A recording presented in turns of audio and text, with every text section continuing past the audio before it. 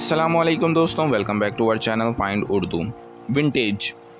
Vintage का मतलब है कोई चीज़ जो पुरानी और हाई क्वालिटी की हो, जो अक्सर क्लासिक और ओल्ड फैशन होती है। विंटेज आइटम्स में एक स्पेशल चार्म और यूनिकनेस होती है और ये अक्सर रेयर और वैल्यूएबल होते हैं, जैसे ओल्ड कार्स, फर्नीचर या क्लोथिंग, जो एक ज़माने की पहचान होते हैं।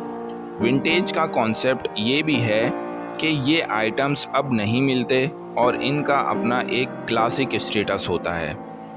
जैसे उसके पास एक विंटेज कार है जो 1960s में बनाई गई थी और आज भी चलने के लायक है।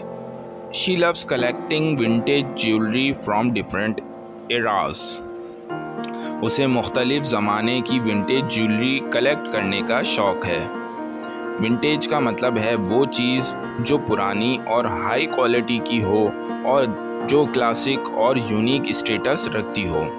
तो दोस्तों, ये था विंटेज लफ्ज़ का मतलब। उम्मीद है अब आपको समझ में आ गया होगा। मिलते हैं नेक्स्ट वीडियो में। शुक्रिया।